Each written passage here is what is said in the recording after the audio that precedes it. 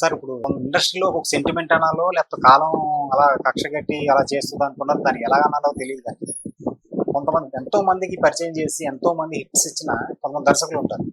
అదే దర్శకులు కొడుకులు వాళ్ళకి వీళ్ళు అవకాశం ఇచ్చినా కానీ సక్సెస్ మాత్రం ఇవ్వలేకపోతారు. ఏ దర్శకులు చూసినా వాళ్ళ కొడుకుని కనుక ఇండస్ట్రీ తీసుకొస్తే వాళ్ళు రాణించకపోవడం అన్నది అది సెంటిమెంటా లేకపోతే లేకపోతే కాలం కక్ష కట్టుతుంది అనాలా? దీన్ని మీరు ఎలా చూస్తారు? దీని గురించి మీరు ఏం చెప్తారు? అంటే దీనికి ఎలాగంటే ఈ మాట నిజమే, మంచి అబ్జర్వేషన్. మనం చెప్పుకోవాలంటే శతాధిక చిత్రాలు తీసుకుందాం.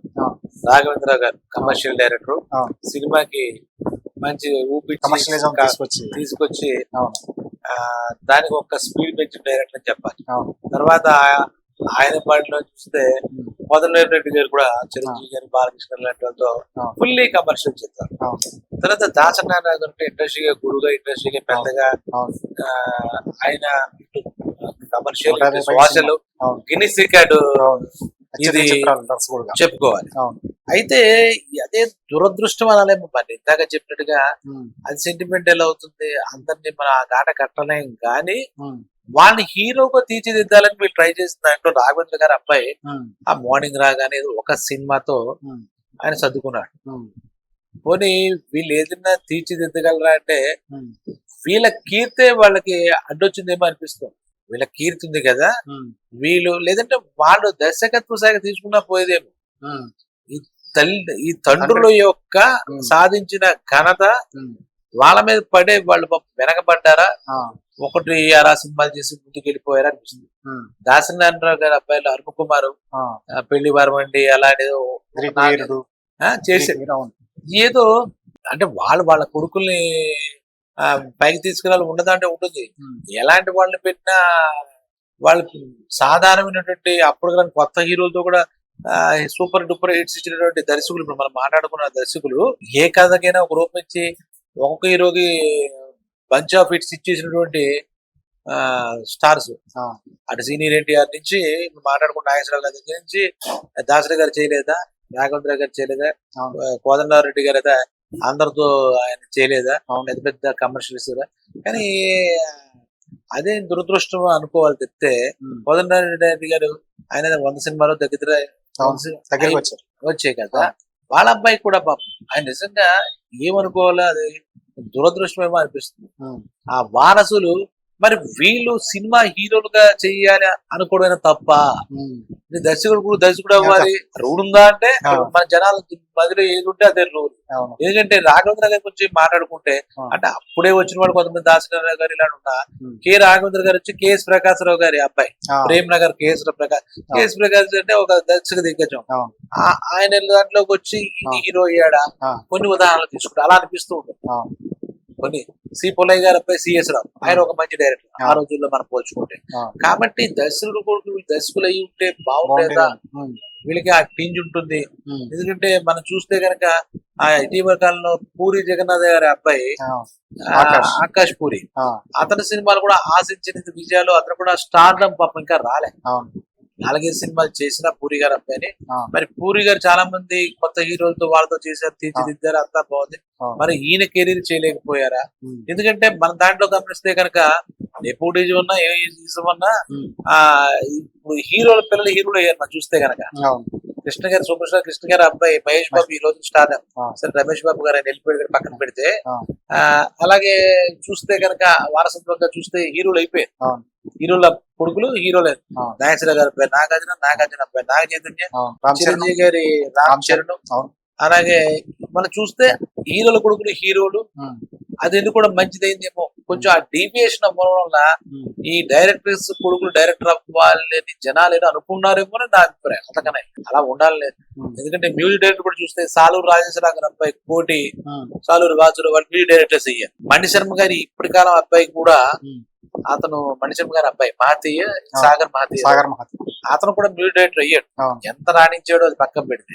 అలాగే ఏ రంగంలో వాళ్ళు ఆ రంగానికి, ఎందుకంటే హీరోయిన్ కూడా చూసాం మనం. శ్రీదేవి గారి అమ్మాయి జాహ్నవి ఇప్పుడు రావడం, ఆఖరికి అనురాధ అనే ఆ క్యారెక్టర్ చేసే అమ్మాయి, ఆ పిల్ల పేరు గుర్తులేదు, ఇలాగ జనం అలా ఫిక్స్ అవుతారేమో. ఆ రంగాలు అలాగంటే ప్రతి ఒక్కరికి హీరోకి అయితే బాగా పేరు వస్తుంది, స్టార్డమ్ వస్తుందని ఆ తల్లిదండ్రులు ఆస్తో మనం ఎంతమంది చేసామని చేస్తారా, అయితే నువ్వు ఇంతమంది చేసావని ఆ కొడుకులు అనుకోవడం వాళ్ళకి తగ్గ సామర్థ్యం లేదా, తగిన అదృష్టం లేదేమో కానీ ఆ నిజంగా కూడా చాలా ఇది ఇప్పుడు మనం చెప్పుకునే 2-3 ఉదాహరణలే కానీ ఆ రకంగా మనకి చాలా రేర్ కండిషన్స్ లో డైరెక్టర్స్ డైరెక్టర్ అయ్యారు.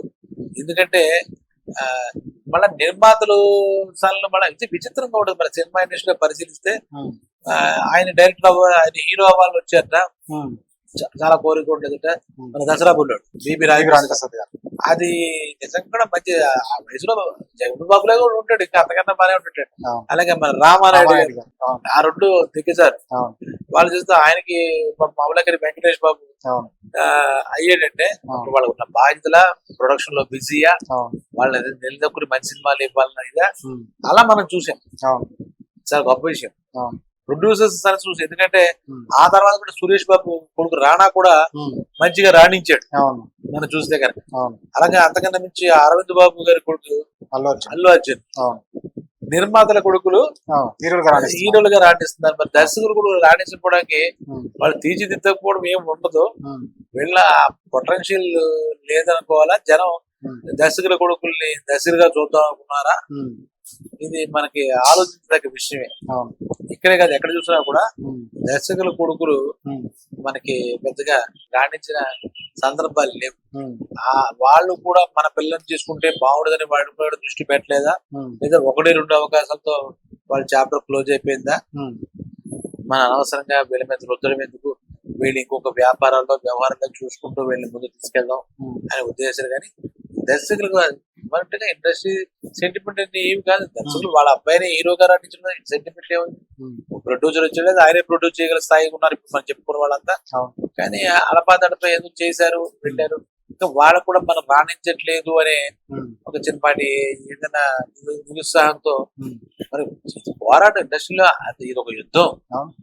మన హరిహర వీరప్పన్ దాంట్లో కూడా యుద్ధం చేయాలని చెప్పాడు. ఏ రత్నం గారు మినీ యుద్ధాలే చేశారన్న మాట. నిజంగా యుద్ధమే సినిమా రంగం అంటే పర్టికులర్ గా ఒక ప్లేస్ కోసం, అలాగే స్టార్డమ్ కోసం, సక్సెస్ కోసం, ప్రొడ్యూసర్ కోసం ప్రతి సినిమా మొట్టమొదటి సినిమాలాగా ఉంటుంది ప్రతి టెక్నీషియన్ కి, ప్రతి హీరోకి కూడా. మనమైతే ఇప్పుడు డిగ్రీ పరీక్ష చేసి బలాదులు తిరుగుతున్నాం. ఆ సినిమా హీరో కదా ప్రతి సినిమా పరీక్షే, దర్శకుడు ప్రతి సినిమా పరీక్షే, సక్సెస్ ఉన్నోడికి ఇక్కడ ప్లేస్ ఉంటుంది. ఇవన్నీ మనకు తెలుసు కదా.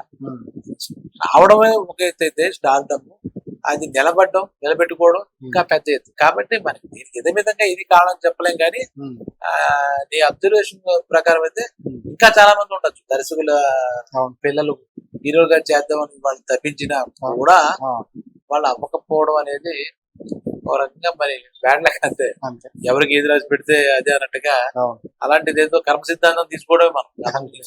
అయితే ఒక ఘనత చరిత్ర సృష్టించిన దర్శకులు కడుపులు పుట్టడం వాళ్ళ అదృష్టం. నా స్టేట్మెంట్ ఏంటంటే అదే వాళ్ళ అదృష్టం. ఎందుకంటే అలాంటి వాళ్ళని అసిస్టెంట్ చేయడానికి ఎంతో మంది లైన్లు కడతారు ఈ రోజుకి. అటువంటిది వాళ్ళ కడుపులో పుట్టి ఒక దర్శకేంద్రుడు కలుపు పుట్టాడు, దాసనారాయణ గారు కలుపు అనుకుంటే అక్కడికి అదే చాలా గొప్ప అదృష్టంగా నాకు అనిపిస్తుంది. ఇదే మంచి అబ్జర్వేషన్. అంతే. Thank you.